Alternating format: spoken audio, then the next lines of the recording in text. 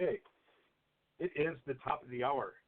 Welcome everybody to another day of the API Connect T3. Today we have a double feature for you, all on the developer portal.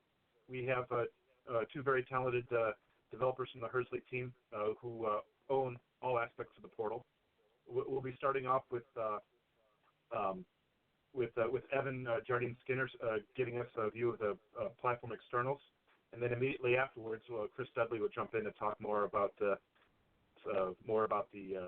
portal itself. So this session is being recorded. If you don't like the fact it's being recorded, please drop. But otherwise, if you don't mind, you feel free to stick with us. Without further ado, we'll go ahead and turn it over to Evan. Okay, hi everybody. So I've kind of tried to make sure this is the externals and not any internals, because obviously I'm viewing externals as the kind of things that, as an admin of the portal platform, you might want to do, and the differences between version 5 and the previous versions. A couple of the points I've brought up in here might only have actually been new in 4041, but being as we didn't have one of these talks for that, I figure that's probably okay. So as I said, it's mainly command line things that an admin would run that I'm going to go through here. So the first six things there are commands you can run, and then just a quick bit of I'll just talk briefly about the webhook and background sync support that we've got in version 5. I know Chris will touch on this as well. And the final point, which there's no further slides on, it's just this mentioned here, is that as well as the nano editor in V5, you do actually have Vi as well. So we thought we had some licensing legal problems with that initially, which is why it wasn't on there in previous versions. Turns out that there were no problems all along, and we could have had it on there. So oops, but it's on there now. So if we get to the next page, list sites. So list sites was always there before. The big difference now, or the difference now, is that it's got some colors essentially. So I think in version 4040 or 4041 maybe, we added the state at the end of the site line, so you could see if it was installed or it was in the middle of upgrading, something like that. So now they're colored green when it's all good, orange if it's doing a maintenance action like upgrading or changing the URL, and red indicates any problems on there. So being as we now have these webhooks in this background sync facility, which I'll cover in a minute, if there's a problem with the webhooks or the background sync, then the list sites output will call that out in red, just so that it's obvious there's something wrong that needs to be looked at. So the next slide there. So something that we haven't actually publicised this in the docs. I don't think. I'm not sure if people are going to want to use this or not. But both list sites and status are able to output JSON format, so that if you wanted to script things, this might be an easier format to pass. So you can just pass -J, and you'll get the output formatted as JSON. The state's just a string. The webhooks and BG sync is just true if everything's fine and false if there's a problem there. So the site that was coming up as red in the previous slide, it's got false for both webhooks and BG sync there. So the next slide is covering the status command. So again, the difference is we've coloured some stuff so that it more easily kind of jumps out at you if something's wrong. Obviously, green is good, but it's bad, and orange, in this case, is a warning. So some of the things people tripped up on a lot on the advanced portal were running out of free disk space, and also quite a few customers had problems with their DNS server, which weren't easy for them to diagnose. They just saw that things were very slow, and they weren't sure why things weren't working. So on the output of status now, it checks the free disk space, issues a warning if it thinks it's a bit low, so anything less than 25% free, it just warns you about and colours the amount of space in orange. And the DNS server, it just checks and makes sure it can get to the DNS server and query it for something. So obviously green is good, red is bad. Again, the webhooks and the background sync state also come here, so under the site services section in the middle. If everything was okay, it would just say all sites good or something like that, or all sites okay in green for webhooks and background sync. But as soon as it finds even one site that is flagging up a problem, it'll say some down, and it will just list all the URLs of the sites afterwards. So on this example here, I've just made sure I created one bad site, and that's that fake.com that's listed there. There are also a couple of new services running, so that the list of services down there has a couple of extra ones in there. So so it has one extra one, which is the REST service, and it also now shows you the state of the INetD service, which it didn't do before. The service was always there. We just weren't showing the state of it here. The REST service is the thing that accepts the webhooks when they're coming in from API Manager. Again, I'll cover those on the webhook slide. So the next page, this is just that same output in JSON format, essentially, so they can be passed by programmatically. The only thing slightly worth pointing out here, I guess, is just to do with the cluster timestamps. A negative seconds is good. A positive seconds, especially when it's too much. Positive seconds are wrong because then this node would be in front, so that's kind of that would be an error condition. And anything negative over 90 seconds, so you can see that one of the servers there, I'd killed the file sync on it, so that's 30 odd thousand seconds behind. So that would be an error condition that would cause. Well, that'd be one of the things that would cause the final flag down the bottom status to be false rather than true. So a lot of the time when people would be calling this, all they really care about is whether the status at the bottom, the last thing, is true or not. And if that's true, everything's hunky-dory. If it's false, then you're going to look at the other things and see why. So go into the next slide. So the upgrade dev portal command is the command you run. So it's the command the fixpack runs when you pass -I to upgrade all the sites, and it's a command you can run by hand to move the sites to a new portal platform. And obviously, being upgrade, it was a source that is where a lot of things can go wrong. So a lot of the problems, certainly one of the problems that one customer had when they had developer portals with quite high ping times between them, so they were separated geographically by a reasonable distance, was that the file sync was quite slow, and particularly when upgrading to 4041, this caused a problem. So this is something we fixed in V5. So when you upgrade from 4040, either directly to V5 or to 4041, the file synchronization stuff went through quite a few changes. So it deletes all its database of everything that's got file sync changes in it, and therefore it has to kind of build that database up again, which can take a long time for it to decide that all the files are the right. It's got to compare them across all the nodes. So upgrade dev portal, when it creates a new platform and before it sets all the sites upgrading, just waits and makes sure that all the nodes are happy that the files are in sync, so that it doesn't end up upgrading the sites, thinking, yeah, sites upgraded, we're all fine, that's all done, whereas actually, even though it's finished upgrading the sites, all the files are still syncing around the cluster. So like one of the web servers might be serving the site fine, but the other two might not have the files or might only have half the files for that site. So a lot of the changes in here were around making that more reliable. So we get a lock to make sure nothing else is syncing files. It then forces the platform, it then copies the platform files to the other nodes, forces them in sync because it knows it's just copied them. Waits for them all the nodes to report them in sync because someone could have created a bunch of other files in the background somewhere, and then starts the upgrades. And just a slight kind of nicety is that when it's showing you the status, it doesn't no longer print new lines every 10 seconds to show you the status anymore. And there's a screenshot on the next screen that just sort of shows that. So you can see near the top it says it's getting a file sync lock, and then it says it's installing the platform, and crucially now the difference is updating the CSync2 database on the other machines. So that just makes sure the CSync2 is happy that they're all the same. And if you look down slightly further, you can see it says it's waiting for all the files in the Azure group to sync. And there's a file sync status line that updated a few times when I was running it. And the same with the site upgrade status further down. It took 2 minutes 40 to do it, but I've only got one line because it just kept updating the same line instead of scrolling the window with lots of lines of that. So the other improvement was that I had one customer who had the key they wanted to use for the web server on the dev portal, so the private part of the certificate. They had password protected because that was their company's policy.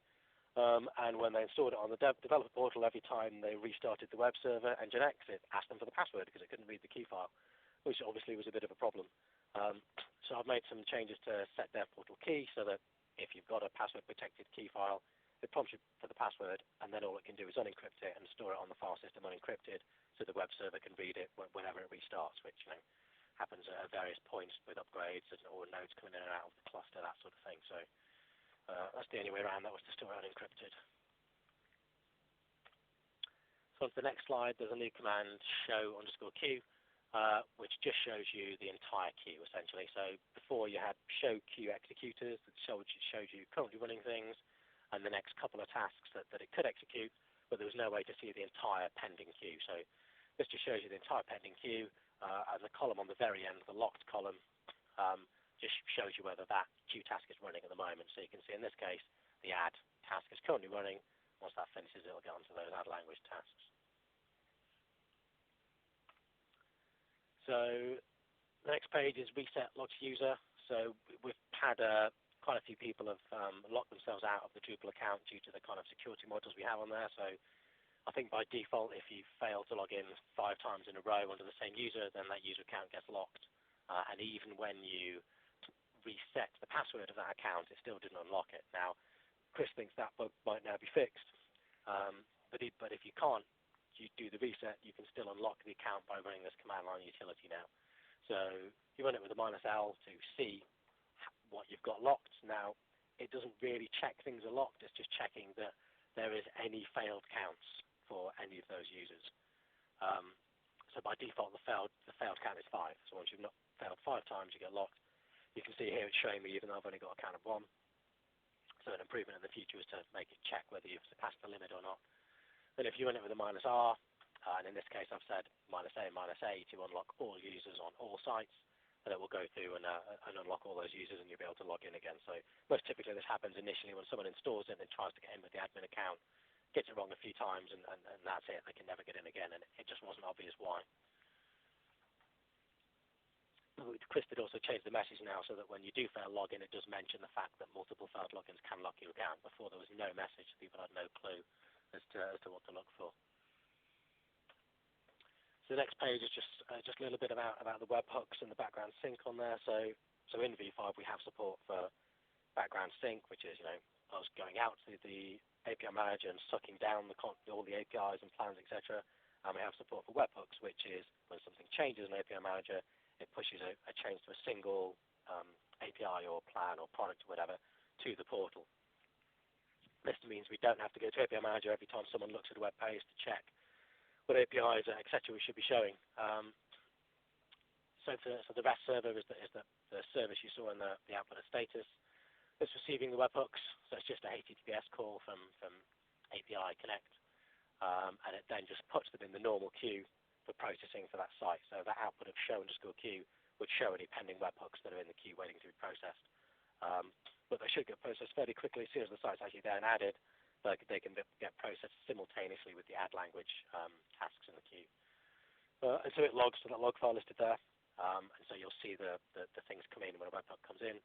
And then the thing actually processing the webhooks off the queue logs to a different web file listed at the bottom there. And as I said here, it's invoked just the same as the other site actions, like adding a site, deleting a site, upgrading a site.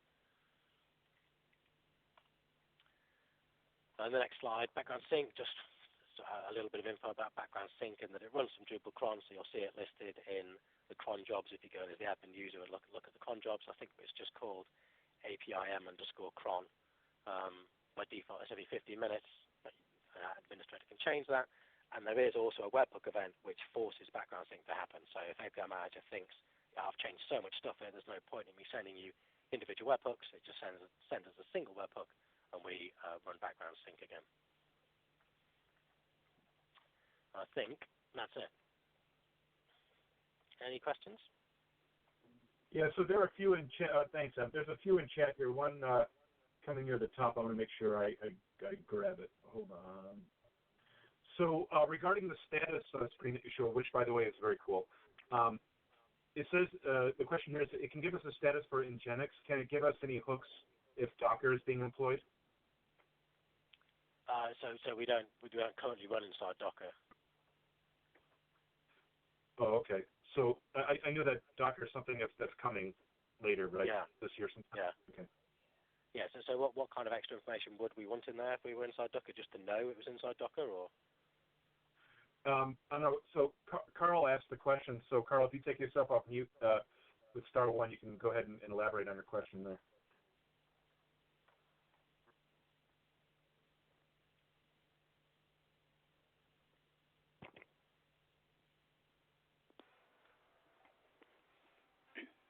Hi, can you hear me? Yeah, I can hear you. Did you ask for my question? This is Carl Tews. Yes, it is. Yes. Okay, so my question had to do with Docker and whether or not the Docker containers could be, if information could be given to us as far as from inside what we're going to see in the portal itself. So I don't really understand your question. Well, one of the deployment methodologies that I'd like to look at for what I'm looking at doing is how Docker could be used. And I was wondering if whether or not if that's going to be a supported methodology or if that's just something that we've seen done from customers. Well, so certainly we are looking at being able to create a Docker container for the advanced portal. That it keeps getting kind of pushed out by other stuff. But if we were to do that, we would have a Docker container, literally like a tarball, I guess, that they could stand up in Docker. Like if we were to go that route and actually give them a Docker container and say, hey, run this. Otherwise, it would just be an internal thing, and yes, we'd be running in Docker, but maybe they would still get an OVA with multiple different pieces of our Docker containers in. I'm not sure, something like that. Okay. Thank you. Okay. Hey, this is Dinesh here, Dinesh Shetty. Can you is there any change in the high availability capabilities of Portal?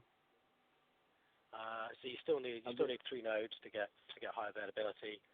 The file sync since 4041 should be much more reliable because now there is a kind of cluster-wide lock implemented before any of the nodes sync to the other ones. We were getting a lot of race conditions where they were getting a lot of conflict syncing the files because they were all trying to do it at the same time before. So that's probably the big improvement since 4041 for the HA stuff. Was there anything specific that you wanted to know about? No. So we did this for our customer in India, bank in India. We have configured high availability. My next question is, I know there was some chatter about upgrade. So is upgrade going to be just a firmware upgrade on each of these? Is there anything that I need to worry about in terms of migration to V5? Well, so we haven't. So there is no kind of upgrade to the released V5 code, right? So we haven't shipped the fixed pack for the portal or the vCrypt thing for the API manager. I would guess that's coming in 5001. But yeah, assuming that we can get that working. So my customer is right now on 402, and he is looking at trying V5 out in dev. Are you saying that I can upgrade everything else but the portal? Will it? Well, no, so API manager can't upgrade to version 5 from version 4. So you can install a new version 5 of API Manager in the portal and you can test them out, but for V5 there is no upgrade for API Manager or the portal to V5. You can't mix and match. Something we just couldn't get into the V5 deliverable. Oh wow. Yeah. So you no hang on. I need to. I'm sorry. I did join a few minutes late in all of these calls. So did you just talk about the portal upgrade, or did you talk about the management server upgrade as well? Yes, both. I don't think either of them are there for V5. There's a separate session on migration. Okay. So I guess we'll cover that. When is that one? Next week, I think. Next week. Okay. Yeah, it's early next week. It's to be clear, it's Thursday, from what I see on my schedule. Yeah.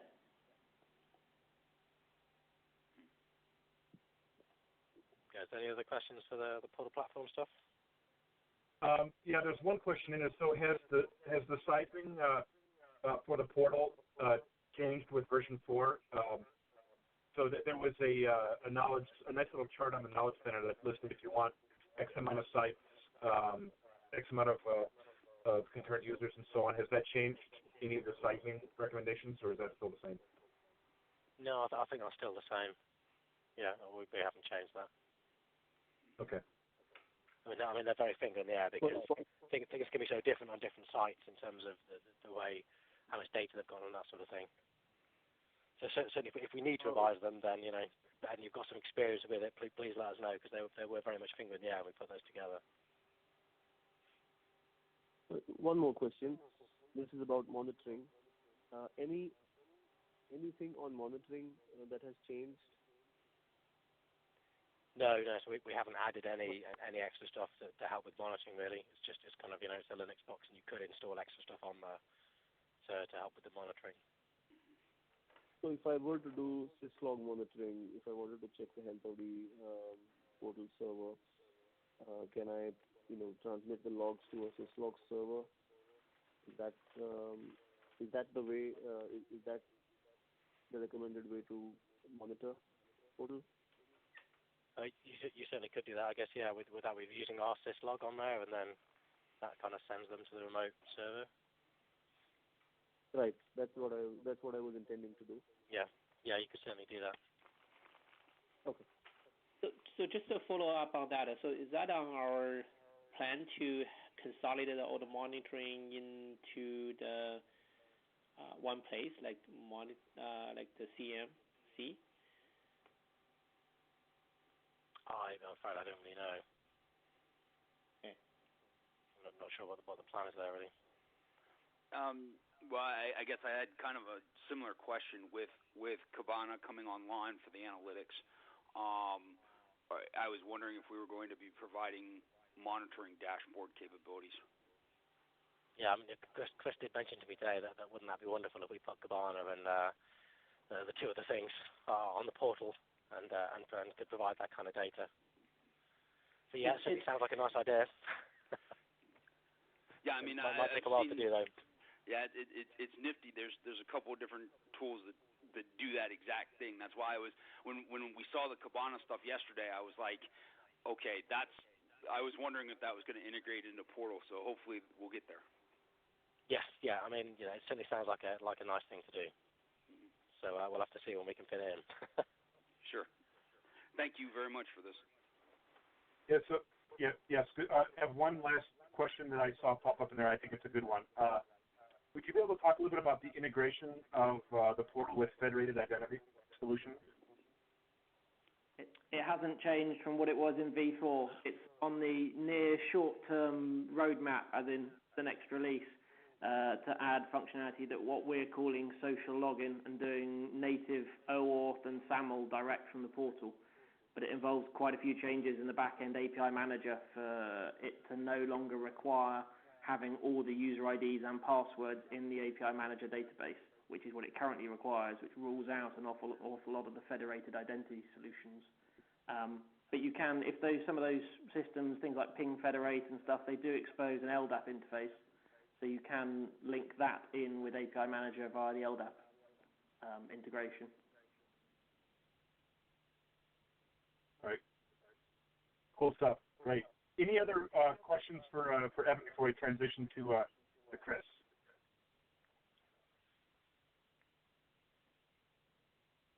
Going once? All right, great. Evan, thank you very much. Good stuff. And, no problem.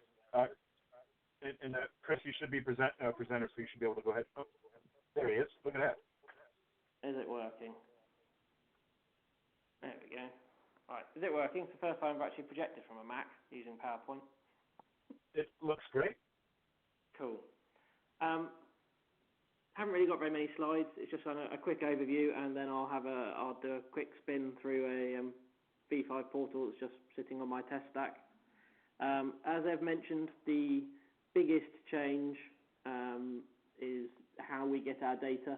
So that's been most of the work in this release has been on that. We've shoehorned in a few other bits of eye candy. So there's a new theme, as has probably been covered in numerous other sessions. We now have the concept of products in API Connect, and so that's involved some changes in the portal to get rid of plans and introduce products. we've thrown away Swagger Editor and written our own parser for reading the Swagger and our own test tool. There's a few changes with things like some of the legacy attached documents. You used to be able to attach those in API Manager. You now can't, so those are attached in the portal. And then there's some nice eye candy with some new blocks and analytics. So ploughing on. The way that the portal used to get its data in V4 was slow. As the user browsed the site, it would dynamically go off and hit API Manager's portal REST APIs, grab some content, bring it back, stick it in the portal database, and then serve it up to the browser. And that was all a bit slow. And it caused huge problems on the API Manager side. The portal in SAS worked really well as a denial of service attack against the API Manager clusters because of the amount of requests we could make. So we've solved that problem by now getting all our data in the background. It's also fixed a whole lot of other problems that we had and couldn't solve before. We had a lot of problems with access control lists, where because API Manager was doing the enforcement, that meant that the portal never actually had an access control list it could enforce, and it meant that we got kind of very variable results with people being able to find things by search that they shouldn't have been able to, and very dodgy counts for when you were browsing by tags through the tag hierarchy. So now in V5, we grab all the data in the background. As Ev mentioned, every 15 minutes we go off and grab basically the entire catalog's worth of data. So we get all of the products, all of the APIs, all the applications, all the subscriptions, all the developer organizations. I think that's probably about it. Basically as much data as API Manager would give us, and we put all of that in the portal database. We then enforce the ACL on, so basically the visibility and the subscribability ACL that you set in API Manager of who can see which products and who can subscribe to them is now enforced in the portal itself, which means it's very, very fast. As a general rule, we've tried to aim for every single page being under 2 seconds for a response time. The majority of pages are actually under half a second. There are some pages where if you happen to have a product that contains like 75 APIs, then rendering that will take a little bit of time. There's not a huge amount of time, huge amount we can do about that. If you have huge content, it will take slightly longer. So yes, as mentioned, background sync. You can run it on demand if you want. At the moment, it runs every 15 minutes. There's a kind of a longer term plan for making it dynamic time-based. So if content doesn't update very often, the idea is that we might change it in the future so that we don't go and look as often if things aren't really changing, just to reduce some of the load on the API Manager server. There is support for e-tags in there, so we go and check every 15 minutes, but based on e-tags, we can be told instantly as to whether anything's changed. If nothing has, then it just goes back and sits and waits for another 15 minutes.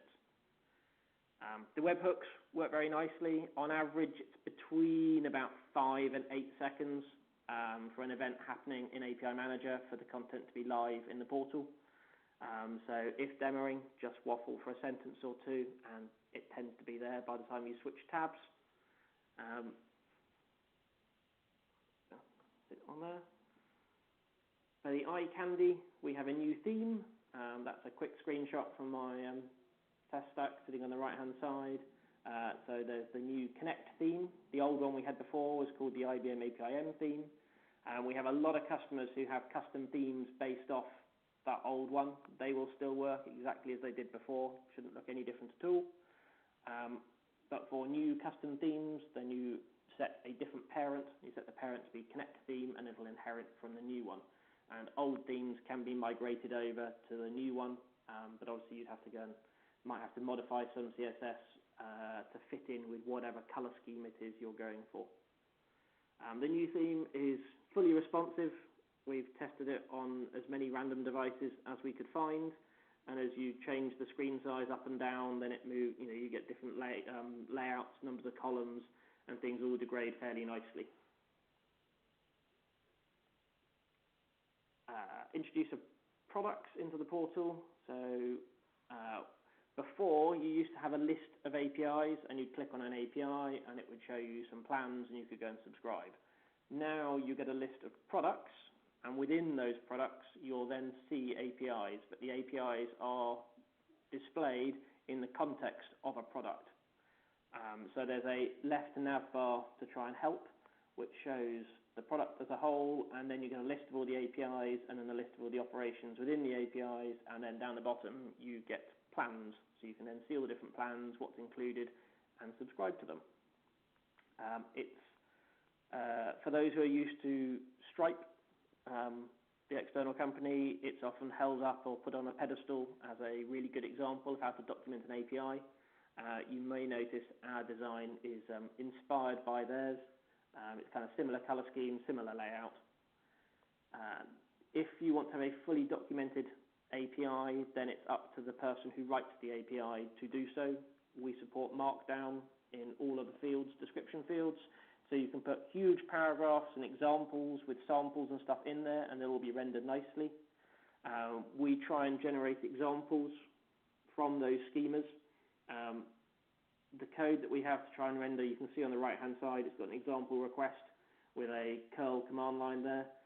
It's put some example data in for the body. That comes from the schema in the Swagger document. If an example is set for that schema, then we'll just use it as is, and that's a way you can control what example data is shown in the portal. If there is no example, then we try and generate one, and we try and derive some kind of value from the attribute names. So you can see from the ones there, for name, it's then come up with an example name. For ID, it's just generated a random number, things like that. Well, it tries to grab some kind of value from the name. It's a bit hit and miss, but it's random data. We can't really make it appropriate for absolutely everybody. And then there's the new test tool down the bottom. And this all works for both REST and SOAP.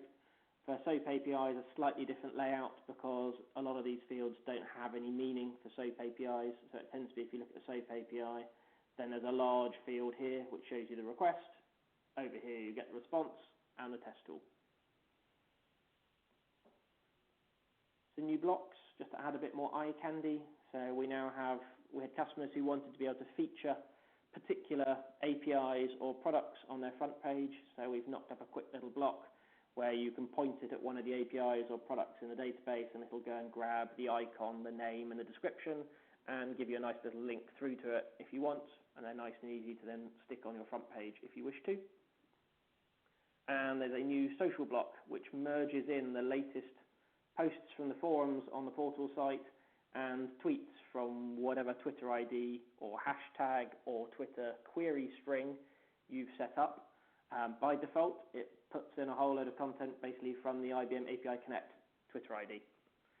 In order to get that working, you do need to go and register a Twitter app on twitter.com, and then you have to put in their client ID, secret, and token. I think there's 4 different fields you have to fill in because the new Twitter API is OAuth, and so you need to have a key in order to use it, and we can't provide one for legal reasons. So each site would need to go and set that up. New analytics, I'm sure there was a lot of people who saw the new analytics, I think it was yesterday. This is basically the same. They're loaded via an iframe from the Kibana server, so they are pretty fast. They look very similar. You can scope them either at the organization, which would be all applications for a given org, and that's developer organization rather than provider org, or at the application level to pick on a specific application, and you get 3 graphs: success rate, data usage, and latency. And there's a time selector where you can zoom in and see different time ranges and things like that. There isn't currently the ability to download that data from the portal. That's functionality we did used to have, but we have lost for now, but it will come back when we get a chance, basically. There's also plans afoot for in the future being able to have configurable dashboards. So on the provider side, you'd be able to set the dashboard for the portal, and then all your portal users would see that. For now, these are fairly hard-coded, but it's certainly on the roadmap to make these configurable.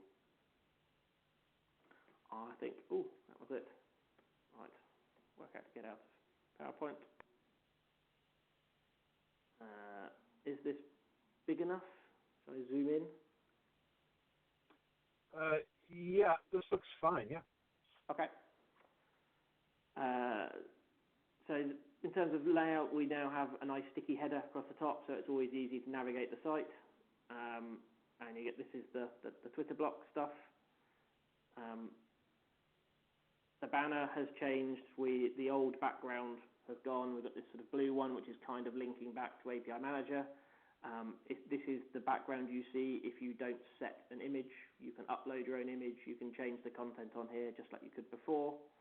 This is a new front page layout, so you can, if customers have the old front page, they will keep it, and they can choose to opt in to this new one if they wish to.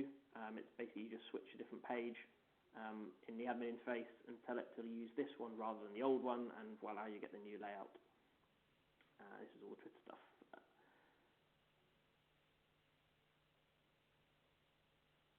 Okay, so that hasn't really changed. The steps are pretty much the same. But now from products, rather than this listing APIs, these are products. So if we go and click on good old pet store, so you get the information about the product at the top. So name, icon, you can vote for it with all the ratings, description. There are a whole load of fields that would be displayed here if I had actually chosen to fill them in. Not a great example. You can put in legal information, terms and conditions. You can attach files here. I can't remember what else goes in, but there's a whole load of content that can go up here based on whatever was set in API Manager.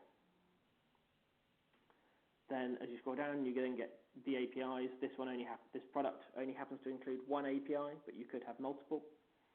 So you then get the API. You can click to download the Swagger document, and then you get all the different paths, which you can then expand and see all the different parameters, the responses. There's all the client code for generating, for invoking the API. This one doesn't actually have a response to any of these. I found one that actually has a response. There we go.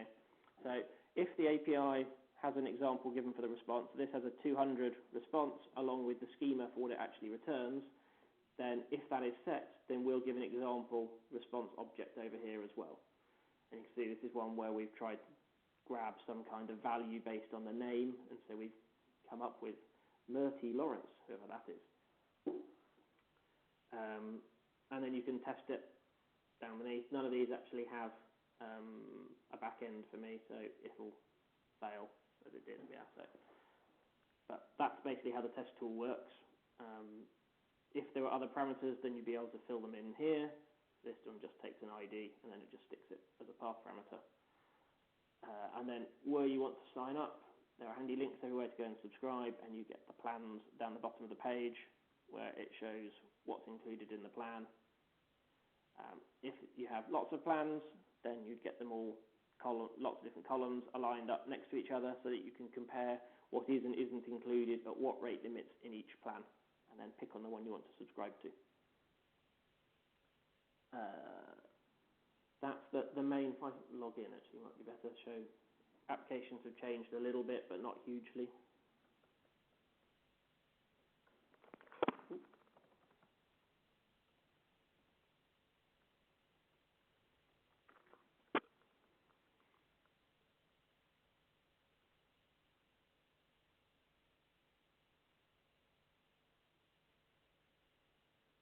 So then, from an application, there's again been some minor styling updates, changing to nice little icons instead of words. But beyond that, applications are pretty much what they were really before. This one hasn't actually subscribed to anything, but you can see here, this is where you get the link to analytics. So we can link through to the analytics for that given application, which I think is set by default to the last week, and I haven't invoked anything in the last week. Pregnant pause, there we go.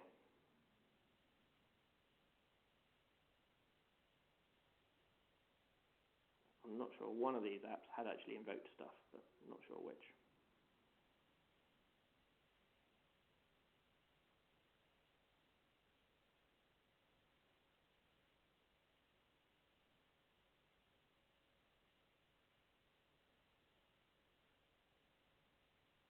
So So the only lens that we have here is for the last. Oh, okay.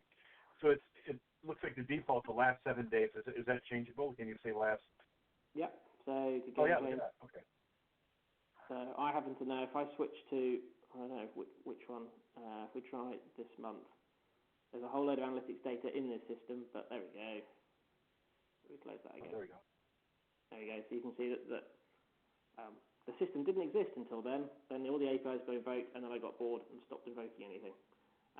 So you can, the usual analytics data, the same as you get in API Manager, so you can hover over data points, and when you really not liking projecting. When you hover over these things, then they do zoom and pop out, but I don't think it's liking being full screen. There we go. That's a bit better. So when you hover over them, there's nice little eye candy effects, and you can zoom in and things like that. I think you can drag and select time frames like that, and it'll update. There you go. Yeah, so all of that comes straight from Kibana, served up, and this is just then loaded in an iframe on here, and as you can see, you can change the scope. The rest of the content in the portal hasn't really changed. We've gone through and we've had a sort of a tidy up. We're trying to polish things up, so we've tidied up, made sure everything's using the same fonts. We gave the forums a little bit of a bit of love and just making them not quite so hideous as they were before. Just a general bit of styling. Just generally trying to make things look a little more polished and professional than they possibly did before. If there are any questions, dive in. Yeah, there you go. You get all the nice little eye candy. Things hover now. That didn't work when it was maximised for some reason.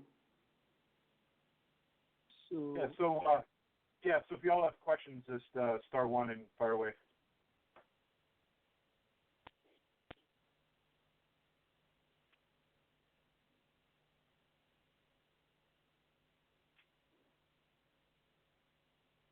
Trying to take a look here. Looks like we're pretty much up to date on chat. There was. Okay. Go ahead. Okay, I had a couple of questions. Firstly, the background sync, Chris. Are you saying that, let's say, if I publish a plan or a product, is it going to be immediately seen on the portal? Or will I have to wait? Or should we do a live demo? This is always the fun bit. Now let me log back into API Manager. It's bound to time down. Oop.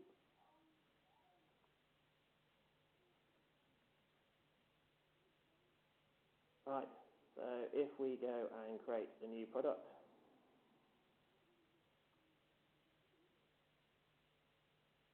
chuck an API in it, grab a random one.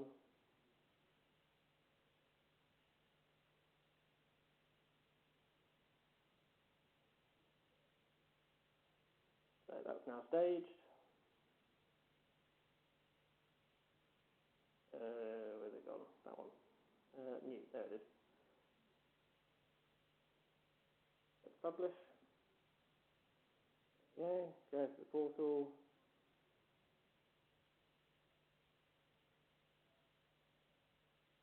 Is it there yet? Should appear, I think, at the top. I don't know which way it appears, what the source order is.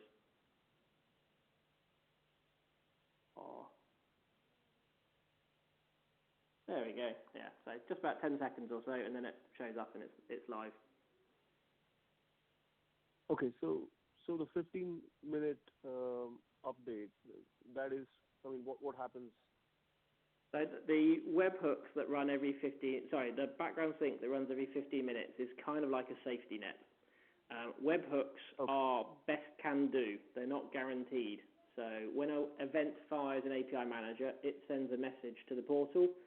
If for whatever reason, network glitch or something, that request doesn't come through, it's not going to retry. So then every 15 minutes, we'll then do a request from the portal as a pull request.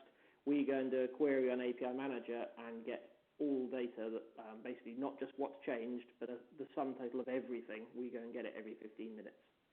But we have ETAGs, and we only get it when it's changed. And is the number 15 configurable somewhere in the API manager or the portal? Let me.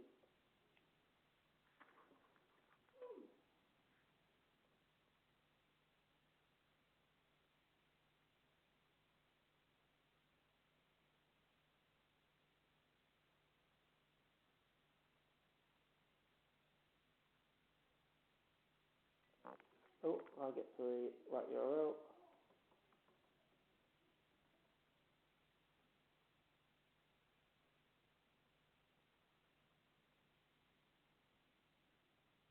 I'll then log in as an admin. I should mention that the admin theme. The admin theme's had a little bit of attention too, so it's a nice sort of material design-based theme now. So these nice little menus that pop down. So we can go to System and then Cron, and it's possible to change how often the job runs. So here you have IBM API Connect background sync, currently set to run every 15 minutes. And I think it's either configure or edit. No, not that one. One of these. Edit. And you can change it how often it runs, and those are the options. Awesome. I wouldn't suggest, if you've got a lot of content, I wouldn't suggest setting it to 1 minute, because we do go and get all content for the entire catalogue when this runs. So if you have a lot of APIs, you'll probably wipe out the management stack, management node, if you set it to a minute. I just noticed there's not a number between 1 and 15, but that's okay. But thanks for letting us know. A couple of questions on the emails that are generated. I know you, Chris, you personally know the requirements from RBL. So they want all of the emails that go in and out of the API manager for any reason, apart from, of course, portal registration and other things. They want that content, the email content, to be configurable. Have we that feature now? No. So emails that come from the portal are configurable. So if I try and remember where it is, system, accounts, somewhere, people. There it is, account settings. You can configure some emails down here under the little template where you can type in. They're HTML now as of Fixpack 1, so they're nice little easy to read emails. In fact, that's the only one you can see. There you go, there's the little templates. At the moment, because the other emails are sent from API Manager rather than from the portal, we don't expose those templates here. When we move to using the social login support, you'll be able to opt in to having developers entirely managed from the portal, which means that then those emails would come from the portal and would be templated, and you'll be able to configure the templates. But that's a future release. So for example, let's say a app developer wants to subscribe to a product or a plan. He gets an email once the approval is done. The approval emails, all of those emails, do they come out of do they come out of the portal or do they come out of the API manager? Basically, the only emails that currently come from that come from the portal are for the admin. So when the site is created, or if the admin forgets his password. All other emails currently come from the management node, and it's not that configurable. Okay. We're working on it. Okay. We're aware of the requirement. We can only tackle so much in each release. So this is Evan here. I've just realised something that we've both forgotten to mention, Chris, and that's that one of the other big things in version 5 is subpath support for the portal URL. So prior to version 5, you could only name your portal after a host name. So you could only have, like, for instance, apmdev0126.hosted.ibm.com, and you'd have to have a different host name, a different DNS entry for every portal you wanted to host on the same cluster or same machine. But now we have subpath support, so you can see at Chris's screen there. You can have multiple different portals, all with the same host name and with different paths after them. So as the paths are hierarchical, if you've got something called /cdbank and that's it, you couldn't then have /cdbank/prod because everything under /cdbank could be taken over by cdbank. But as long as you obey that hierarchical kind of ownership thing, you can have whatever subpath you want under there, and you can have lots of different portals all on the same setup or with different subpaths and the same host name. So that's very handy for people doing demos and proof of concepts, in that you can do, as I have done here, set it up using the host name of the portal node itself. So rather than before you had to come up with some kind of fake host name and then put it into etc. hosts and things like that, now you don't need to do that. As long as your portal node has a valid host name, just stick it on the end.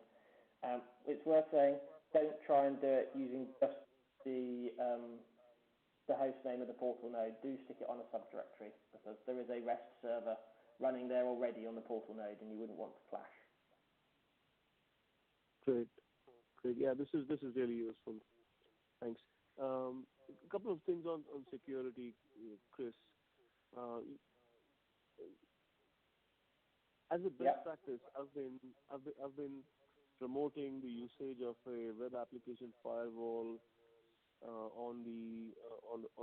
in the DMZ running on data power, and several things that I was able to do, that I was able to secure. I know that you've said that there's all of the security requirements that we saw coming from customers have been addressed. Can you confirm that, and also can you tell me if I will really need to have this web application firewall running in the DMZ? Would I need to do that, or can I just leave it to the enterprise firewall to secure the portal?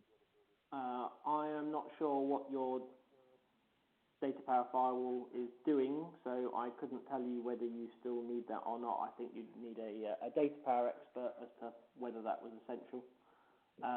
So we had all of these different options that you can set for doing different security settings. This is an old site, so that actually should be on by default. But yeah, there's all these. Yeah, we did SQL injection on the portal.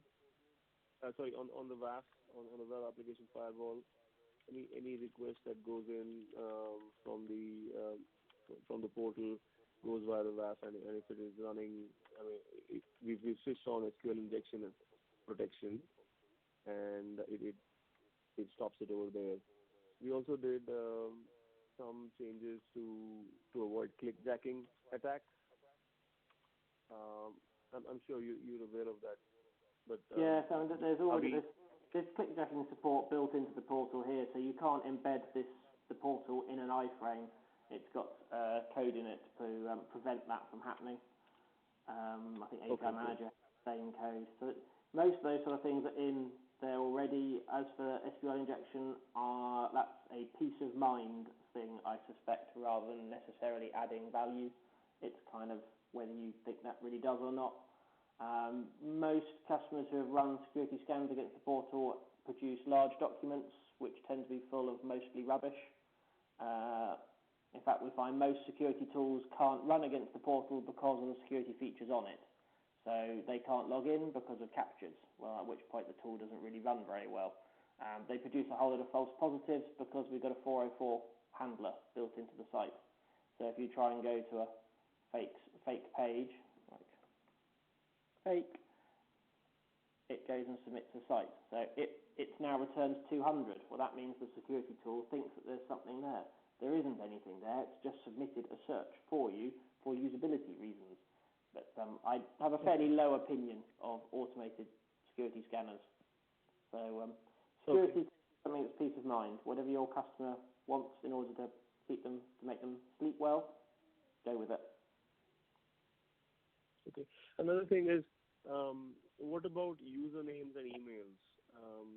A couple of customers that I spoke with, including mine, they did not want the email ID to be harvested by other people who were logging onto the portal.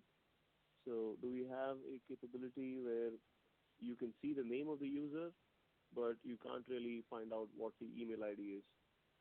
and that was not the case with your 404. So nothing that has intentionally happened in there, so I don't imagine the situation has really changed. It's hard for us to do that with the current setup because the vast majority of authentication backends don't have necessarily first name, surname. So all we know we have is an email address. That's it. As we move to the social login based, where it's much more configurable, we will be able to do things like that. The only places where we really show up email addresses would be on things like comments, which I think at the moment do correctly use your username rather than your email address. Right. Yeah.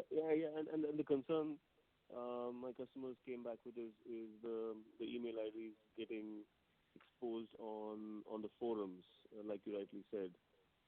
They didn't want that. I mean, that exposes the username, and then by default the username is then clickable to take you to a page to show you about that user. We haven't really done a huge amount of work in that area. If enough customers shout about it, we will. At the moment, we have a fair amount of work to keep us busy for a little while now. So things like the monitoring stuff will probably come slightly higher than that. If customers are particularly worried about that, then I'd suggest just turn off the forums and turn off the comments. So Chris, does the portal has I know the portal has a built-in ticketing system. Do we have any enhancement with regard to integrating with the customer's ticketing system? No. So there's a very rudimentary one built in here. Only the first I heard of wanting to integrate with third-party support systems was only a few weeks ago, and it was far too late to get anything into V5 for that. If somebody has a specific system that they'd want to integrate with, then they can raise an RFE. The big issues I can see with that would be things like authentication. But assuming those can be surmounted, then there's no reason why it couldn't be integrated. In a lot of cases, many of these third-party support systems already have existing Drupal modules out there. So as long as it's not a completely custom one and is more of a kind of off-the-shelf support system, then there might actually already be support out there, and it's purely a question of just pulling in the relevant module. Okay, thanks. For example, Maximo, I think is IBM's one, and as far as I'm aware, nobody's asked for integration with that.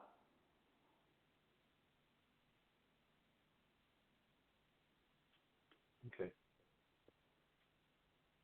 All right. Any other questions for Chris or Ev based upon what was presented today? Yeah, I do have another question. So I was just recently talking to another customer. They are interested in using the portal as a way of driving new APIs, right? So for example, if customer is saying the existing API doesn't meet their requirement, they want to raise some sort of a RFE or new API request, and then the API manager will get notified. I guess nothing has been in the portal today, right? Well, it's possible that the support system that's built in is fairly rudimentary out of the box, but it is possible to turn on some extra features. So under modules, there's a whole load of other support ticket options, and including things like categorization and being able to raise them via email and things like that. So if I type in support, okay. So you can turn there's a whole load of extra options here, being able to allow them raising via email, use overviews, and being able to do project management of them. So it then enables you to have different categories. You could have a category that had enhancement, because all the tickets are basically is a text document. It's a WYSIWYG editor with a load of fields. So you could fill in whatever you wanted, and it would then get emailed to whatever email address you put in. So that would certainly provide some kind of capability in that regard. Worst case, there's just the, if I get back to the support page, there's just a site contact form. So somebody could just email in contact us. Okay. Yep, thanks. Okay. All right, we have time for one last quick one. Any takers?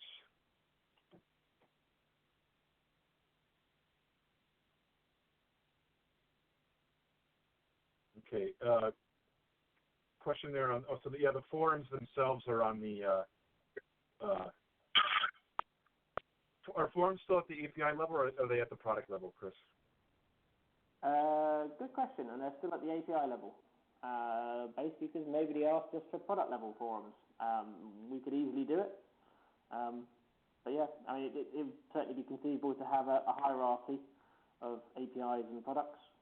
There's no reason why somebody couldn't create that themselves, but in terms of the auto-created ones, we create one page.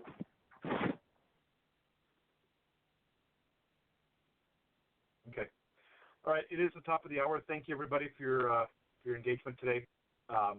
Chris and Ed, thank you very much for the presentation. It's fantastic.